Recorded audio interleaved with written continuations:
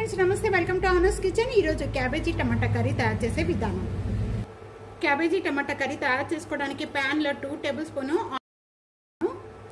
Oil బాగా కాగిన వెంటనే ఒక హాఫ్ టేబుల్ స్పూన్ జీరా, హాఫ్ టేబుల్ స్పూన్ ఆవాలు బాగా వేగిపోయిన వెంటనే ఒక మీడియం సైజు ఆనియన్, ఒక 6 లేక 7 పచ్చిమిర్చి అండి। దీనిలో పచ్చిమిర్చి ఎక్కువ చేసుకుంటే చాలా టేస్ట్గా ఉంటుంది। ఇంకా కూడా బాగా మగ్గించేసుకోవాలి। అలాగే కొద్దిగా వీటితో పాటు కరివేపాకు యాడ్ చేస్తున్నాను। 1 టేబుల్ స్పూన్ సాల్ట్ యాడ్ చేస్తున్నాను। సాల్ట్ యాడ్ చేయడం వల్ల తొందరగా మగ్గిపోతాయండి ఉల్లిపాయలు।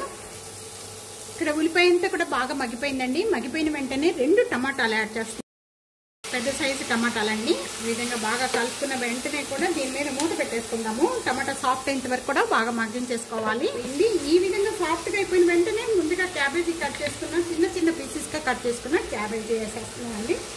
క్యాబేజీ టమాటా కర్రీలో పచ్చిమిర్చి ఎక్కువ వేసుకొని కారం అనేది యాడ్ చేసుకోకపోయినా పర్వాలేదండి, చాలా టేస్ట్గా ఉంటుంది। ఇదంతా కూడా ఒకసారి బాగా కలిపేసుకుందాము।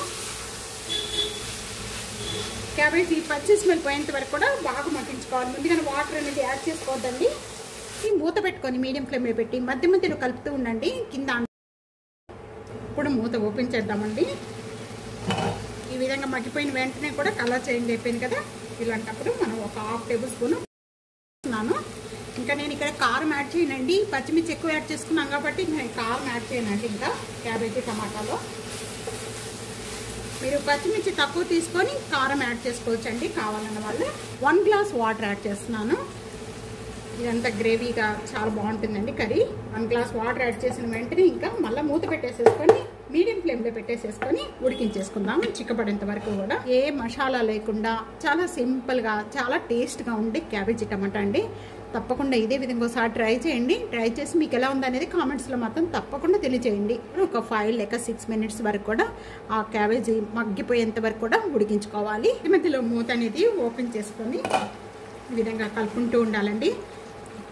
వాటర్ మనం పోసిన వాటర్ ఇంకా కొద్దిగా ఉన్నాయి, ఆ వాటర్ కూడా బాగా మగ్గిపోయి కర్రీ అంతా కూడా బాగా చిక్కపడిపోయేంత వరకు కూడా బాగా మగ్గి ఓపెన్ చేద్దాం। వాటర్ అంతా కూడా బాగా మగ్గిపోయి అంతా కూడా బాగా ఉడికిపోయిందండి, చిక్కపడిపోయింది గ్రేవీ అంతా కూడా। బాగా మగ్గిన తర్వాత మనం వాటర్ యాడ్ చేసుకోవాలి। ముందుగానే వాటర్ యాడ్ చేసుకొని ఉడికించుకుంటే అది ఉడికిన తర్వాత కూడా బాగా పచ్చి స్మెల్ కొట్టేస్తుందండి, క్యాబేజీ స్మెల్ అనేది కొడుతుంది। ఇష్టం లేని వాళ్ళు కూడా ఈ విధంగా తయారు చేశారనుకోండి క్యాబేజీ చాలా ఇష్టంగా తింటారు, కూర అంత బాగుంటుందండి। తప్పకుండా ట్రై చేయండి, ఏ మసాలా లేకుండా చక్కగా 2 స్మాల్ టమాటాలండి ఈ విధంగా కర్రీ చేసుకున్నారంటే చాలా టేస్ట్గా ఉంటుంది।